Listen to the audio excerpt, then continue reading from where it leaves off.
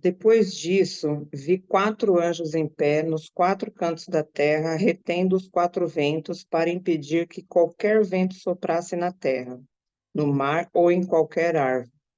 Então vi outro anjo subindo do oriente, tendo o selo do Deus vivo. Ele bradou em alta voz aos 4 anjos, a quem havia sido dado poder para danificar a terra e o mar.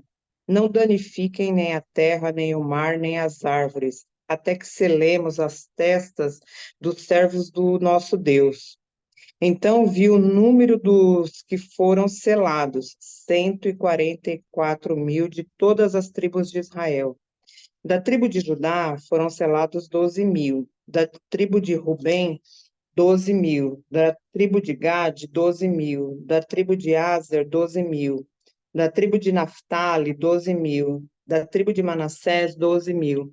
Da tribo de Simeão, 12.000. Da tribo de Levi, 12.000. Da tribo de Issacar, 12.000. Da tribo de Zebulon, 12.000. Da tribo de José, 12.000. Da tribo de Benjamim, 12.000.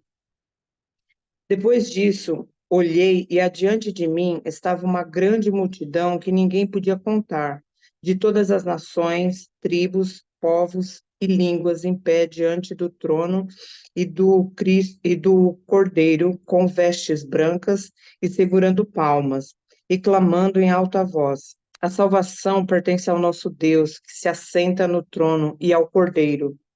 Todos os anjos estavam em pé ao redor do trono, dos anciãos e dos 4 seres viventes. Eles se prostraram com o rosto em terra e diante do trono e adoraram a Deus, dizendo: Amém. Louvor e glória, sabedoria, ação de graças, honra, poder e força sejam ao nosso Deus, para todos sempre. Amém.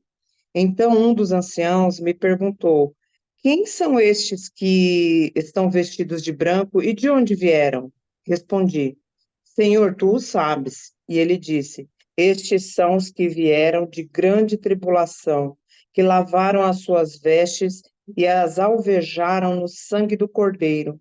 Por isso eles estão diante do trono de Deus e o servem dia e noite em seu santuário. E aquele que está assentado no trono estenderá sobre eles o seu tabernáculo. Nunca mais terão fome, nunca mais terão sede. Não os afligirá o sol, nem qualquer calor abrasador, pois o cordeiro que está no centro do trono será o seu pastor, e ele os guiará às fontes de água viva, e Deus enxugará dos seus olhos toda lágrima. Amém. Sim, é lindo demais esse texto também, né? Tem texto que não é lindo em Apocalipse? Eu não vi um ainda. Vamos lá. Então, primeira parte, esses 4 anjos aí estavam nos 4 cantos da terra. O que vocês acham dele? E esse outro que subiu, o que vocês acham desse começo aí?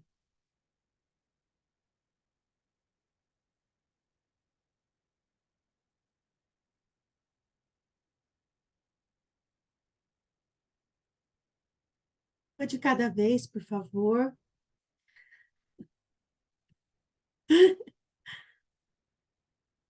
Não, ninguém? Não, acho que significa. Não, eu penso Uhum. que é o mundo inteiro, né? Os 4 anjos dos 4 cantos da terra.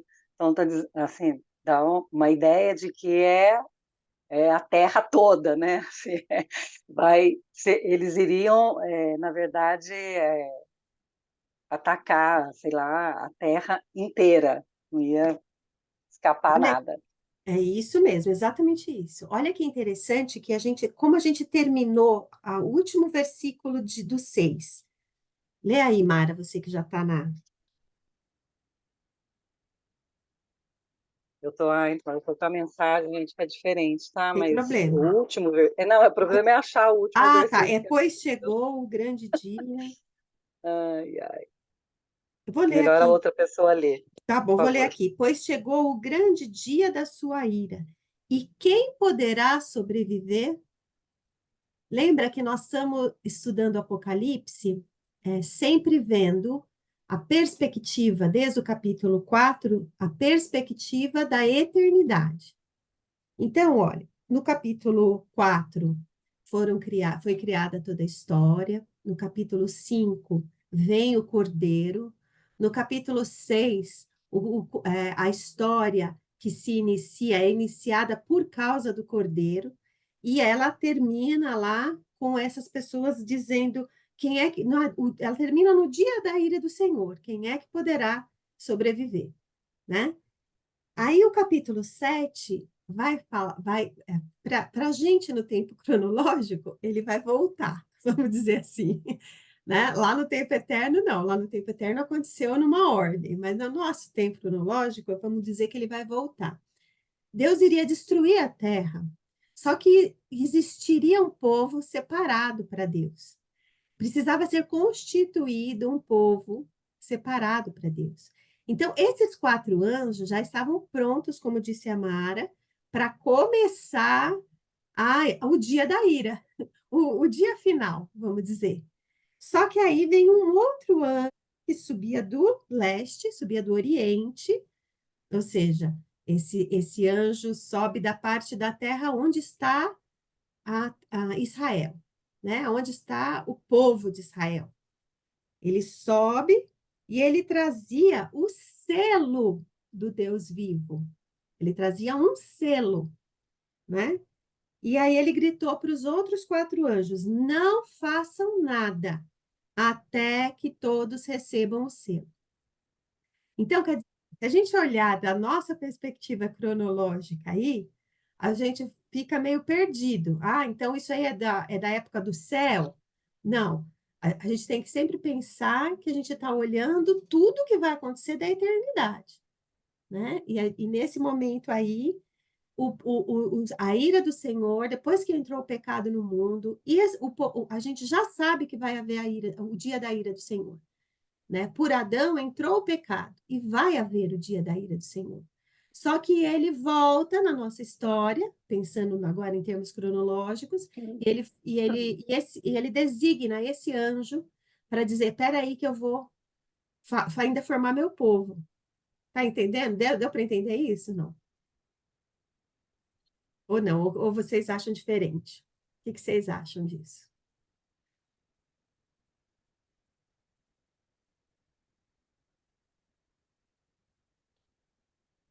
Eu acho que é isso mesmo. Antes de destruir, ele ia separar aqueles que é dele, né?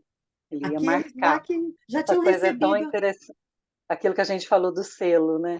Eu fiquei arrepiada, assim, de pensar que Deus nos marca, né, com o selo. É coisa maravilhosa isso, né? Então, ele ia realmente separar a igreja dele. Né? Aqueles que aparecem na abertura do quinto selo, que tinha as vestes lavadas, que estavam lá, eles ainda não estavam na cronologia. Olha, isso é muito doido, né? Porque isso, pensando na eternidade, não é fácil a gente pensar com o olhar da eternidade. Alguém quer falar? Não. Pode falar. Ah, tá. Então, Edith, aqui seriam, por exemplo, nós, né, os crentes em Jesus Cristo, já estaríamos separados, e aqui, quando ele fala desses 144 mil e fala das tribos, seriam, os judeus que ainda não estão convertidos? Então, aí isso aí foi uma coisa, eu até estava falando com a Edna. Quando eu fiz a leitura de Apocalipse, eu contei para vocês que Jesus sentou do meu lado e foi me contando a história, né? E eu pergunto, e ele me explicou isso aqui de um jeito. Eu procurei se tinha outras referências dessa maneira. Tem referências parecidas, mas não são exatamente iguais o que Jesus tinha revelado no meu coração. Eu vou dizer para vocês aquilo que ele me revelou, mas depois vocês vão ver que pode haver outras interpretações, mas para mim ficou muito claro que era isso. Esse anjo, quando ele sai, ele não está criando a história, ele não está criando uma história. Ele não sai para selar esse povo aí, para ir para o céu. Esses daí vão. Não é isso. Ele sai para começar a formação do povo de Deus. E os primeiros que foram separados e marcados e selados fisicamente até para que dessem origem ao povo de Deus foram os judeus. Por isso, na interpretação que Jesus me falou, essas 12 tribos, e aí você vê que Jesus escolhe, né, tribos diferentes, por exemplo, não entra a tribo de Dan, entra José, que tinha saído, né, porque tinha dividido em duas tribos, ele volta para a cronologia. Levi, que não era contado, por exemplo, para dividir a terra, ele volta como uma das tribos, né? Então, o que Jesus me disse foi: essa é a formação, não é o povo de judeu que vai estar no céu, não é. Essa é a formação do povo judeu, quando ele foi criado na terra, e parte desse povo foi separado por Deus para não mentir, para não pecar, para levar com confiança a palavra de Deus, para que por meio deles viesse o Cordeiro. Então, não é aquilo que vai acontecer para ir para o céu, não. É um povo em formação aqui na terra, né? Que já foi lá atrás separado por Deus e marcado e selado como tribo de Judá, como tribo de Israel, né? Como uma tribo de Israel, para que eles fossem guardiões da palavra, guardiões, né, da palavra de Deus, para que eles repetissem, para que eles tivessem a tradição oral e não se perdesse, para que viesse dele os libertadores, os patriarcas, né? Esse que está selado aqui é esse povo, nessa visão, né? E depois do 144, olha para vocês verem, não fica preso no 144. Uma das grandes mentiras, e tem até uma linhagem aí que afirma que eles são os 144 mil do Apocalipse, e isso é uma mentira, né? A gente precisa conhecer a palavra de Deus para a gente entender, é que logo depois, a gente no verso 8 fala dos 144 mil. No verso 9, lê para mim aí, lê alguém aí, lê, Heloísa, para mim, o verso 9. Depois dessas coisas, vi e eis grande multidão, que ninguém podia enumerar, de todas as nações, tribos, povos de línguas, em pé diante do trono e diante do Cordeiro, vestidos de vestiduras brancas, com palmas nas mãos, e clamavam em grande voz, dizendo: Ao nosso Deus, que se assenta no trono, e ao Cordeiro pertence a salvação. Olha aí. Então, aquele que na terra foi selado por Deus para trazer a palavra de Deus, deles partiram o Cordeiro. Tinha uma multidão que não se podia contar. Então, no céu não vai 144 mil. No céu vai entrar uma multidão que a gente não pode contar. Estão entendendo como é que é essa questão? O que existe, o que tem de teoria sobre esse trecho? Tem essa teoria que a Cibele falou, que são os judeus convertidos, os judeus que se dobraram a Cristo, né, que se converteram. Essa é uma das teorias, são os 144 mil, e os demais somos nós, de todas as tribos, povos e nação. Também para mim, faz muito sentido também. Tem uma outra teoria que eu acho que é o pastor Hernandes Dias Lopes, que eu acho, não tenho certeza, porque eu ouvi ele falando, que também é muito interessante. Ele fala que os 144 mil é o povo visto por Deus, que é um povo que Deus sabe o número, mas a gente não. Por isso que no 9 para a gente é um que não pode contar. Para Deus é um número certo. Não é 144 mil exato, literal, mas é um número que Deus já tem a conta. Também faz sentido. Mas assim, no meu coração, o que eu sinto é que isso aqui é a formação do povo de Deus dentro da história cronológica. Isso para mim faz muito mais sentido, entendeu? Entenderam isso, não? Isso é importante. O que vocês acham sobre isso? Quem não estiver comendo pode falar.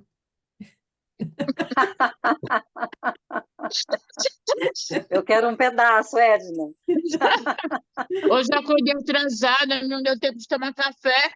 Ah, não, mas depois de tantos lembretes para colocar o celular para pôr para É uma carregar, Né? acordei A atrasada. Dilza, por Eu acordei exemplo, atrasada. carregou o celular.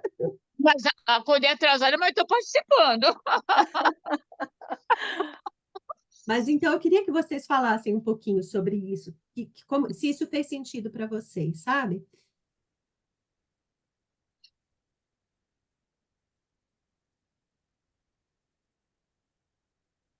olha, eu nunca tinha Nossa, ouvido a maneira como você colocou, daquilo que Jesus revelou para você, realmente assim, eu nunca tinha ouvido essa explicação, e me pareceu muito legal, inclusive. Agora, eu sempre entendi que esse número era realmente um número simbólico, né? Que era alguma coisa que só o Senhor saberia, assim, o que significava exatamente esses 144 mil. Porque, mesmo pensando nos judeus, meu, tem muito mais que, assim, na minha cabeça, né? Eu acho que tem muito mais que isso de judeu que vai ser fiel. Então, eu acredito que realmente é um número que só Deus sabe, assim, que para nós, graças a Deus, que tem o versículo 9, né? Estamos todos ali pela misericórdia do Senhor. Agora, interessante isso que você falou, muito Só um interessante. detalhe, não é que serão apenas 144 mil judeus, É, é que é um número aham, fixo, por quê? Porque é um número que o próprio ser humano pode contar. Sabe, assim, o número de judeus, por exemplo, existe esse recenseamento, é um número separado dos demais que não se pode contar, porque a gente hoje estima quantos cristãos tem na Terra, mas quanto que é povo de Deus a gente não sabe, né? Agora, judeu não, judeu que eu digo assim, né? Das 12 tribos, a gente sabe, é possível contar, né? Então, não é que é 144 mil, mas é um número contável que foi formado. Foi nesse sentido, tá, Mara, que, uhum. que Jesus me falou, né? Pode falar, Edna. então, quando eu estava lendo, né? Quando eu comecei a ler esse negócio de 144 mil, já viu aquela forma de pensamento de uma seita, né? Aí depois, quando eu fui ver o 9, eu falei assim, caramba, eu não tinha, a gente lê várias vezes, mas a gente não se atera aos detalhes.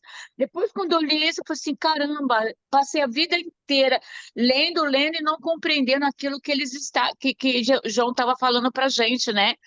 E Uhum, aí, para mim, foi um alívio, né? Saber que ele viu uma imensa multidão. Então, eu falei uhum. assim, então, essa questão, a pessoa lê um texto e não avalia o contexto. E esse número de. Olha que interessante, outra coisa, a gente fala povo judeu, mas aqui está falando dos descendentes de Abraão, porque são todas as tribos de Israel estão aqui. Né? Toda a formação de Israel, não é só judeu, a tribo de Judá aparece lá em primeiro, porque dela vai vir o cordeiro, né? Mas, cronologicamente, é da tribo de Judá que vem o cordeiro. Mas o povo prometido a Abraão, uma grande nação prometida a Abraão, é formada por todos esses que estão aí, né? Então, é interessante a gente ver essa formação do povo, né? Agora, um outro detalhe desse texto que eu acho muito legal, que quando fala da multidão, olha que coisa interessante. Ele vai usar a mesma expressão do quinto selo no capítulo anterior, quando ele fala dessa multidão. Ela usava vestes brancas. Olha que interessante. Esses aí que lá no capítulo anterior, quando abriu o quinto selo, eles ganharam uma veste de que cor? Branca. Estão entendendo? Então, lá era aquilo, já estava tudo planejado, já estavam as almas, vamos dizer assim, né? Eu não gosto de usar esses termos porque as pessoas entendem muito literalmente, né? Mas vamos dizer, as almas estavam criadas e estavam já no altar de Deus. Só que elas não estavam ainda aqui.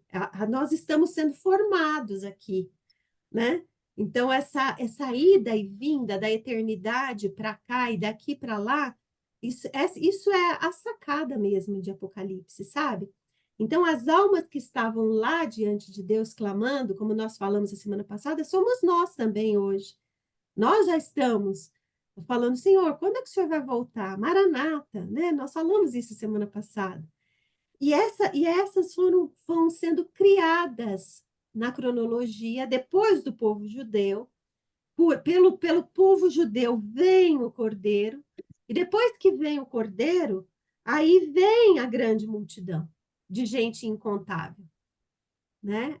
A vinda do cordeiro traz esse novo povo de gente incontável, né? E, e aí, bom, de novo, na terra, como foi lá no céu, porque essa grande multidão já estava lá no capítulo 5, lembra? Agora, depois ela aparece no capítulo 6 sendo separada, e agora no capítulo 7 de novo, quando junta todo o povo de Deus, o que acontece? Forma o povo de Deus, não é? E aí, vê o que acontece quando o povo de Deus se junta? A Tá sem igreja. som, Dilza. Adoram, fazem Adoro. adoração a Deus. É isso. Quando o povo de Deus se junta, vem um momento, sempre assim, pode olhar lá atrás também. Quando o povo de Deus se junta e a gente sabe que a gente é parte, cai um momento de adoração, né? Isso é, eu me arrepio quando eu falo disso, porque, por exemplo, neste momento agora, nós, como povo de Deus, tendo a palavra de Deus revelada na nossa frente, e a gente vê que a gente é parte, como a Edna disse, quando eu vi que era uma multidão de toda tribo, língua e nação, a gente falando em português, né? Do outro lado do oceano, tem dois oceanos no nosso meio aí, de Israel para cá. Um país criado ou descoberto, entre aspas, no século XVI, né? É esse país, essa tribo, né? Nós somos essa tribo nova. Até nós chegou o Cordeiro, chegou a mensagem do Cordeiro. Nós também recebemos as nossas vestes brancas e estamos diante dele em adoração, né? Isso é fantástico, não é não? Amém.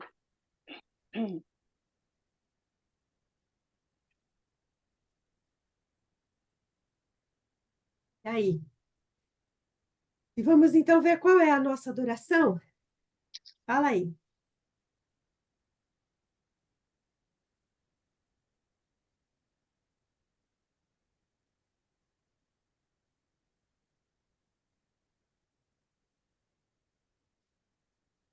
Detalhe é que eles gritavam com grande estrondo. O povo de Deus faz barulho no mundo, tem que fazer barulho no mundo, né? Tem que adorar. Não estou falando de barulho literal também, né? Pelo amor de Deus, não vamos entender literalmente, mas o povo de Deus, ele mexe no mundo, ele mexe, ele faz barulho. A voz do povo de Deus tem força na terra. Por quê? Porque o povo de Deus fala o quê? Lê aí para mim, versículo 10. E gritavam com grande estrondo: a salvação vem do nosso Deus, que está sentado no trono, e do Cordeiro. É isso que a gente tem cantado nos nossos dias, né? Isso aí é uma boa pergunta para nós. Sabe o que vai dar solução para aquela pergunta? Pois chegou o grande dia da ira do Senhor. Quem poderá sobreviver? A resposta para essa pergunta é o grito, o brado de adoração do povo de Deus. A salvação vem do nosso Deus, que está sentado no trono e do Cordeiro. Essa é o nosso brado para o mundo. Vocês têm salvação. Ela vem do trono do nosso Deus e do Cordeiro, né? Faz sentido isso para vocês? Hoje vocês estão tão quietinhos assim. Estamos Semana, pass... compenetrados. Semana passada vocês estavam mais falantes. Eu gosto quando vocês estão mais falantes, fica mais rico. A Adriana, que é boa falando. A Adriana, quando fala, né? Ela fala o texto assim.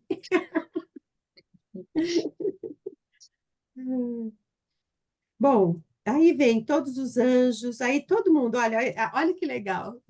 Quando o povo de Deus fala aqui da terra, de novo, todo mundo lá no céu, os anjos, os 24 anciãos, os quatro seres viventes, todo mundo se junta, né, no mesmo louvor. E aí o louvor de todo mundo, né, e a adoração diante do trono é um outro hino. Fala aí, o versículo 12.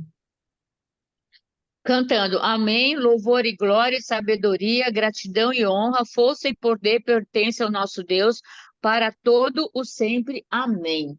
Qual a diferença entre esses dois louvores aí?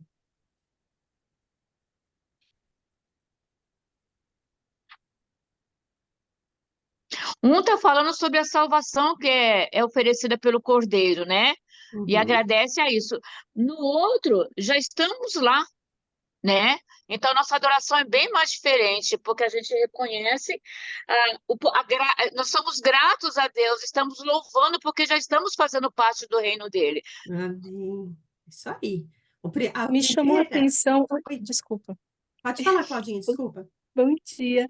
Me chamou a atenção iniciar o cântico com amém, né? Geralmente o amém ele sempre vem no final das orações ou dos louvores, e ele já, o assim seja, já começa no início, né, do texto. Perfeito. E por que você acha que começa aí com um amém? Eu acredito que seja porque é a conclusão de tudo, né? A plenitude, né? Chegamos à plenitude. Aquela coisa do estar consumado, literalmente, né? Eu tive essa impressão de que, olha, cumpriu-se o que tinha que ser cumprido, chegamos aqui, esse é o motivo do louvor e da adoração. Amém, é isso mesmo. E olha que interessante. O primeiro, como a Edna disse, o primeiro cântico é o nosso cântico na terra, quando nós estamos caminhando em direção ao Cordeiro. Quando nós estamos com o que significa essas árvores, esses ramos de palmeira aí na mão? Lembra lá quando Jesus entra no. Eu ia falar isso. O A que entrada significa? triunfal de Jesus, né? A entrada triunfal de Jesus em Jerusalém. Isso. E o que significava? Por que eles pegavam essas palmeiras? E quem é que lembra disso? Quem lembra de Davi? Também para adorar, né? Também para adorar, para exaltar, né? Para É trazer ele quando, em evidência, quando, mostrar alegria, né? Pelaquela E- passagem de Jesus. quando, Isso. quando Davi voltou da guerra, né, com a vitória, ele foi recebido, né, dessa forma, né? Foi quando, inclusive, Saul ficou com inveja dele de tanto que ele foi aclamado pelo povo, né? Mas o povo estava celebrando, na verdade, o retorno do rei, quer dizer, ele não era rei ainda, né? Mas o retorno dele com vitória, né? E isso que você falou, por que Saul ficou com ciúme? Porque era para reis que eles faziam isso. Era para coroação, para recebimento. Era uma forma, sabe, tipo uma ráfia que a gente, né, um pompom que a gente faz assim. Eles não tinham isso, eles tinham as ramas de palmeiras. Por que que Saul fica com inveja? Porque isso era feito para o rei. Era uma honra para o rei. Então, nós que estamos aí essa grande multidão diante do trono, de pé, ó, nós estamos de pé, diante do trono do Cordeiro, diante do Cordeiro, já estamos com a veste branca e a gente canta para a terra. Essa resposta, salvação vem do nosso Deus, é a resposta para a pergunta do último capítulo, do último versículo do capítulo anterior. A salvação vem da onde? Que ele fala, quem poderá sobreviver? Quem poderá sobreviver? Aqueles que foram salvos pelo sangue do Cordeiro. Eles começam a adoração na terra já, né? Na caminhada, aqui nos nossos dias. Mas e essa adoração, ela sobe até o céu. E quando ela sobe até o céu, os anjos, os seres celestiais, eles falam amém para aquilo que nós falamos. Né? Por isso que começa com amém. Ele começa aí, amém. Realmente, a salvação vem do nosso Deus que está sentado no trono e do Cordeiro. Amém. E eles, junto conosco, nós começamos um novo cântico, que daí é como a Edna disse, que já é um cântico na eternidade. Não que a gente vá fazer esse cântico só lá no final, Mas a gente já, quando entra na eternidade, quando a gente está aqui na Terra e a gente entra na eternidade do Senhor, é os céus junto conosco. Adoro a Deus dessa maneira aqui, né? Isso é rico, não é? Agora, uma pergunta legal. Por que que o ancião, um dos anciãos, chega para João e fala: quem é esse povo aí vestido de branco? De onde eles vieram? E a resposta de João é: o senhor sabe, vai. O que significa isso aí? Na minha tradução aqui fala, Senhor, não faço ideia, mas tu deve saber. Achou uma Na verdade, pegadinha. João sabia. Então, essa tradução aí não está tão boa, não, hein? Porque João sabia. Vou pedir para Ele fala: corrigir. eu sei, mas o senhor também sabe. Quem que É a são? igreja triunfante? Não é a igreja triunfante? E por que um dos 24 anciãos pergunta isso para João?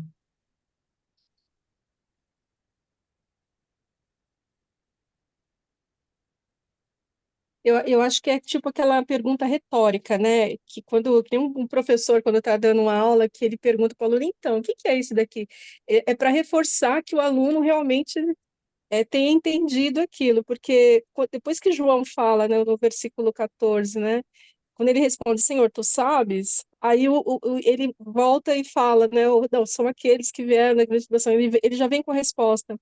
Eu acho que a pergunta dele, dirigida a João, é no sentido, olha, você entendeu? Você está entendendo o que está acontecendo aqui? Porque quem dá a resposta é o ancião e não João. É, é interessante que parece que ele não conhece aquele povo, né? Eu, assim, no meu coração, como é que ficou revelado isso, né? E também, aí vou falar igual a Cícera, né? Eu não sou teóloga, eu não sou nada disso, mas eu estou fazendo como Paulo. Aquilo que eu recebi da parte do Senhor é o que também lhes digo, tá bom? Eu estou nessa pegada de Paulo. É, esse ancião, ele assim, representa aí uma história, a história dos 12 primeiros anciãos lá, a história antes de Cristo, né? Vamos dizer, a história das tribos. É um dos anciãos que representavam as tribos de Israel. E quando ele pergunta quem são esses, é porque ele não identificou aquele povo como um povo judeu, né? E aí, quando João fala para ele, o senhor sabe, é que ele não identificou como judeu, mas o judeu conhecia a promessa de que toda tribo, raça e nação viria. Então, aí ele simplesmente fala: ah, entendi, é aquele lá, são aqueles que que já tinha profecia sobre eles, né? Então, para mim, foi assim que o Senhor revelou, né? E aí esse ancião fala mais coisas aí, né? Ele fala coisas muito boas, né? E depois que ele fala lavar e branquear as suas vestes no sangue do cordeiro, o que mais que ele fala? Podem ler aí. Pode ler, Adriana, porque eu gosto de ouvir a voz da Adriana. Você pode ler, Adriana?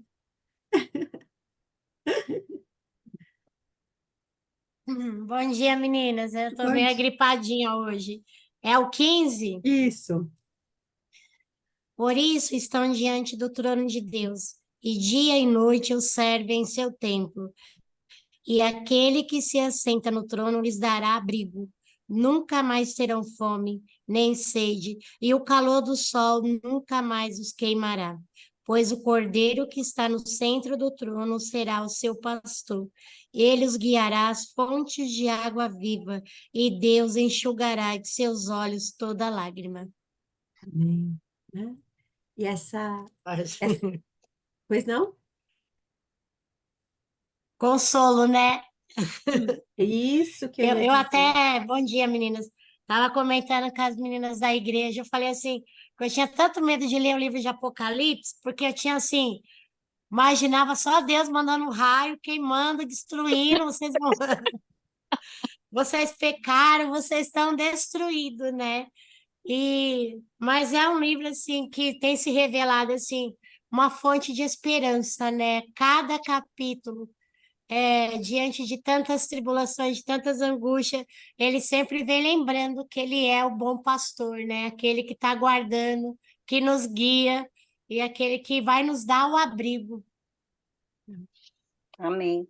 Eu queria falar um pouquinho antes desse versículo, essa frase aqui que me chamou muita atenção, que esses são aqueles que vêm da grande tribulação.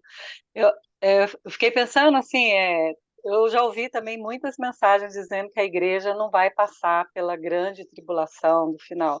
E, na verdade, esses de roupa branca, que somos nós, eles vêm da grande tribulação. Então, assim, a gente tá aí, né? A gente tá passando, eu acho, assim. Eu acho que é para dizer que a igreja vai passar, sim, mas protegida pelo Senhor, né?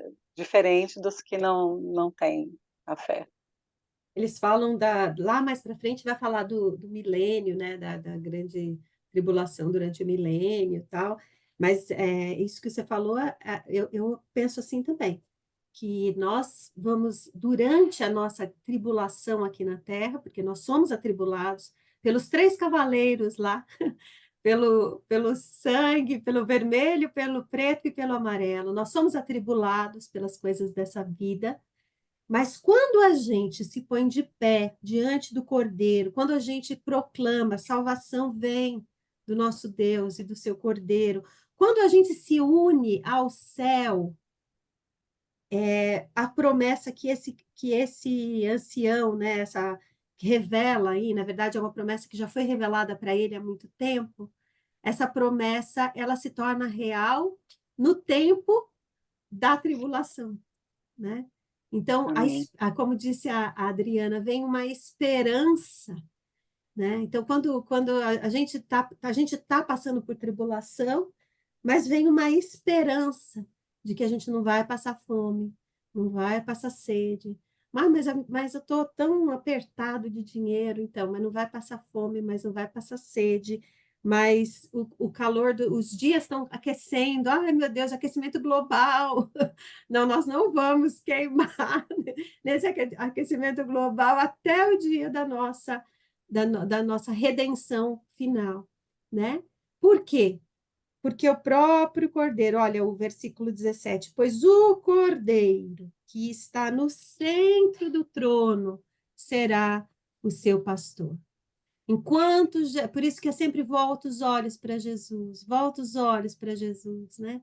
Enquanto o Cordeiro é o nosso pastor, ele é quem guia a gente para fontes de água viva. É ele quem enxuga através, né? Deus, na verdade, que enxuga através dele toda lágrima do nosso olho. E quantas vezes as lágrimas do nosso olho vêm e rola e a gente se sente tão fraco e fala: que tribulação, meu Pai. E o Senhor vem e consola. Fala, Lu. Posso falar, tia? Assim, a tribulação, a gente veio com essa memória, né? Nasci de 7 meses, eu já nasci em torno de tudo, vamos supor, né? E Deus todos os dias mostra para a gente que somos escolhidos, que Ele está do lado, que Ele está cuidando, que Ele está protegendo, independente da tribulação. Todos os dias são tribulados para a gente, né?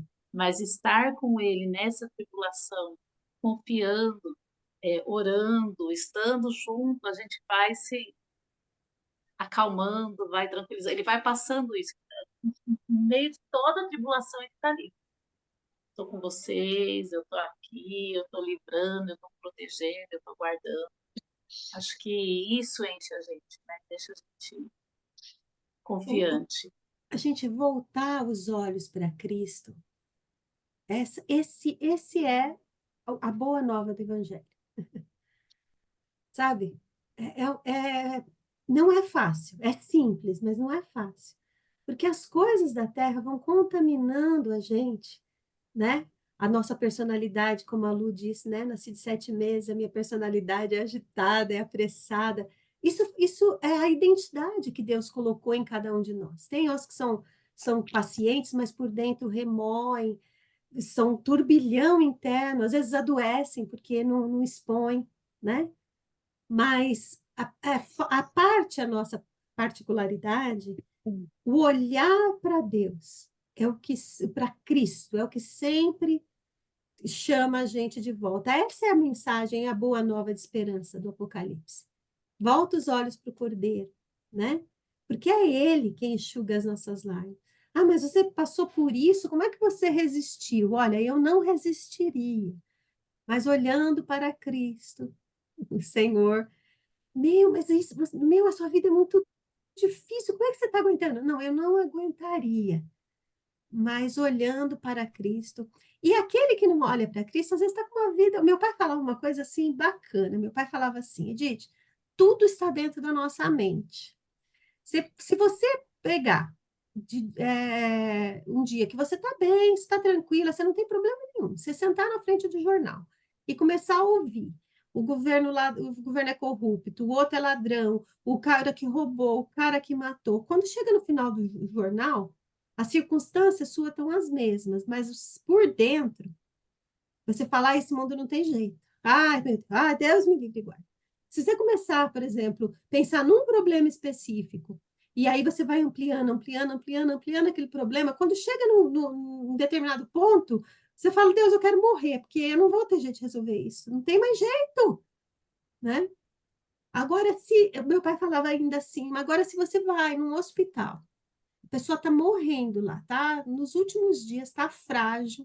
Mas você chega com aquela pessoa é uma pessoa de fé, e você leva uma boa mensagem, você faz uma oração, e ele declara para você: olha, eu sou do Senhor Jesus, eu ou morrendo ou curando, eu sei para onde eu vou e tal.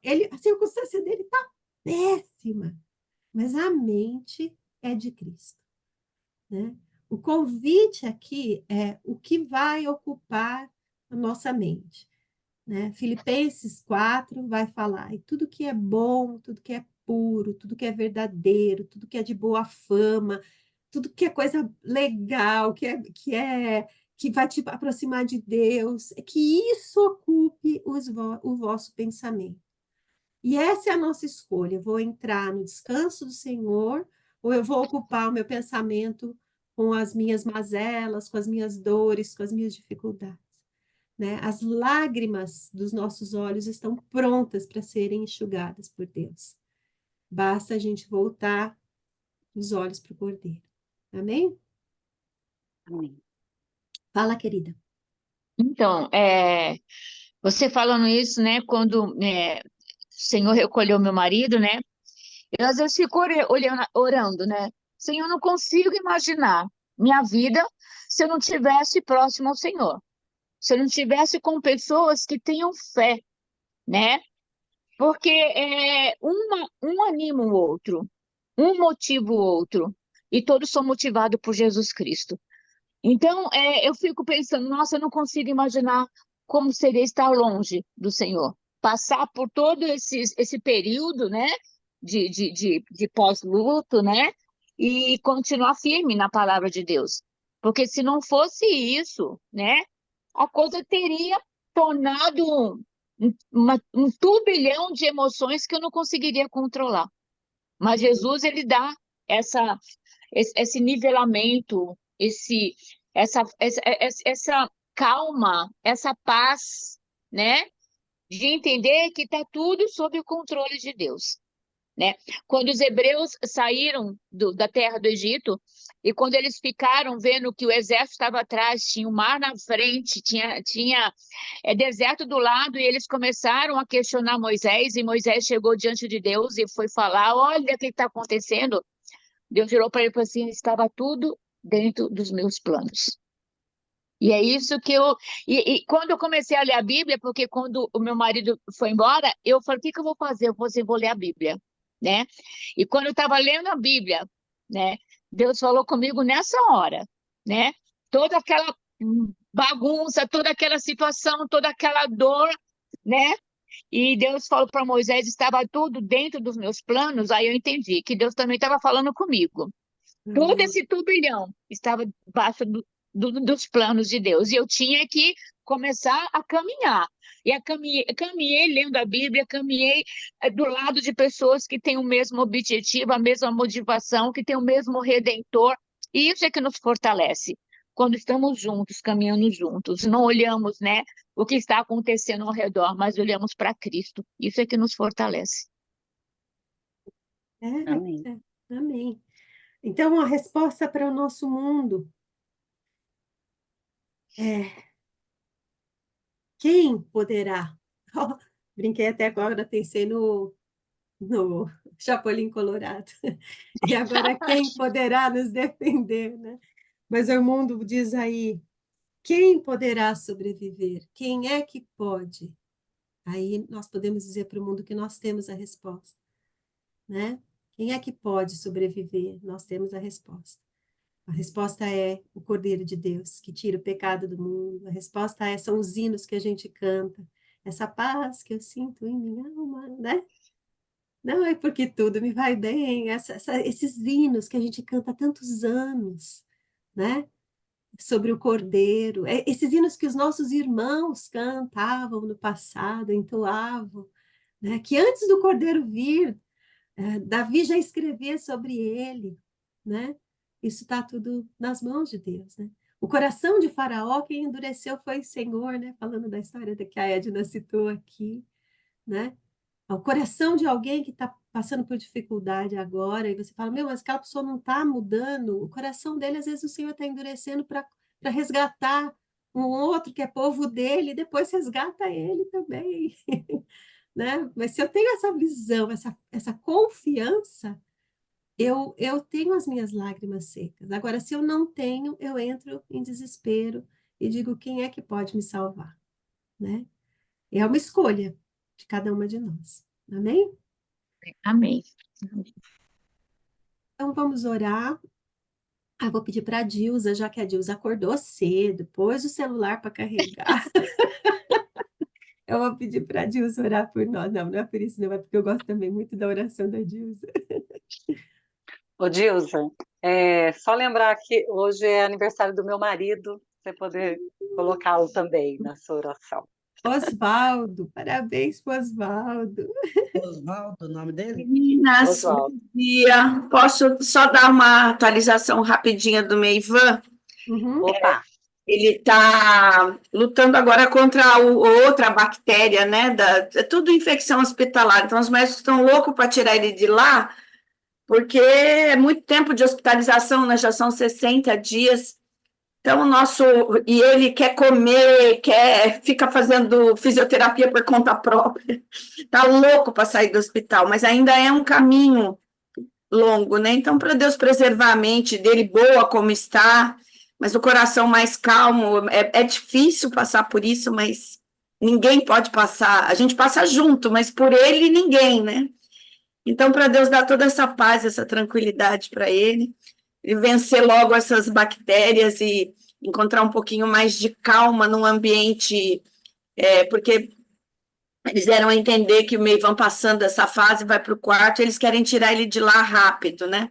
Que seja o ambiente da reabilitação, ali distante do hospital também, acho que já deu de UTI, de não ver o dia, de não ver a noite, né? São tantas coisas.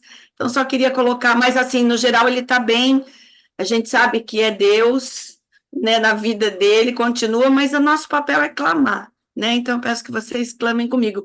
E eu quero agradecer também, porque ontem eu entreguei as chaves do apartamento novo para minha cunhada, que é um motivo de alegria, de esperança para eles, a volta do Meivan para a casa nova, sabe?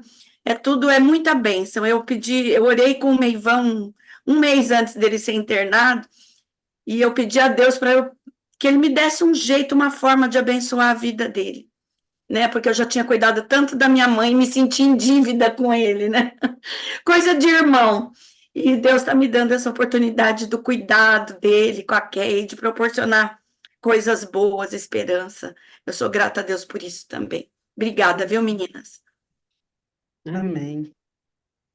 Podemos lá. Senhor Jesus, Deus Pai, nós queremos render os nossos corações a Ti, Senhor, pela Tua palavra que está aqui, acessível e por esse tempo que o Senhor reservou para que nós estivéssemos diante dela, meditando, aprendendo. Ó Senhor, como é gostoso esse tempo. Nós somos gratas pela vida da Edith, a quem o Senhor tem aquecido o coração e dado capacitação para ela estar aqui falando da tua palavra para nós, Senhor. Muito obrigada, Senhor, por essa misericórdia sua a todas nós, a esse tempo que o Senhor nos deu para entender. Eu peço, Pai, para que esse tempo não seja só um tempo de entendimento racional, mas que a sua palavra penetre nos nossos corações, nas nossas mentes, e que nós tenhamos isso carregado em nós, no dia a dia, em cada um dos nossos gestos, em cada uma das nossas relações, Pai, que a sua palavra cresça, seja uma semente que ela cresça cada dia mais e mais em nossas vidas, em nosso dia a dia, nas coisas mais comuns, Pai. Amém, Eu em te nome de agradeço Jesus. pelo que o Senhor é em nossos dias. O Senhor é esperança, o Senhor é realmente o nosso único Salvador, o nosso único Redentor. E eu clamo pela ação do Teu Espírito Santo em cada uma de nós, Pai, para que Em nome nós de não Jesus. esqueçamos disso, para que nós Aleluia. tiremos os olhos dessa verdade, para que nós nos apoiemos nisso enquanto estivermos aí nas tribulações, Pai. Aleluia, Nas Senhor Deus do Pai. tribulações, como a Esther acabou de colocar, Pai, esse desafio tão grande que é a saúde do Meivan, e tantos outros desafios que eu sei que cada uma das pessoas, cada uma das minhas irmãs aqui tem os seus desafios, Pai. Amém, Então, eu Senhor peço Deus que em do cada um Pai. desses desafios a sua mão esteja estendida por Em graça, por nome de misericórdia, Jesus, ó Pai. mas que antes da bênção de receber uma boa notícia, um bom resultado de cada uma dessas tribulações, seja a bênção de estar confiante em Ti, Pai, de estar Amém. perseverante na Tua verdade, conhecendo e percebendo a Tua presença nos nossos dias, principalmente nesses momentos difíceis, Pai. Continua abençoando a Esther, continua abençoando a recuperação do Meivan e da sua, acompanha a sua esposa, assim também como traga alegria no lar da Mara, que hoje tem comemoração, Pai, também é pela sua graça que mais um ano foi completo e mais um ano se inicia, Pai. Nós queremos lembrar de Ti nesses momentos também, Pai, em todo o tempo. Nós queremos aprender a Te adorar como a Tua palavra ensina, Senhor. Amém, Movimenta Senhor. o Teu Santo Espírito em cada uma de nós para que assim aconteça. E eu peço isso no santo e poderoso nome de Jesus. Amém. Amém, Senhor. Amém. Amém. Uhum. Dá um abraço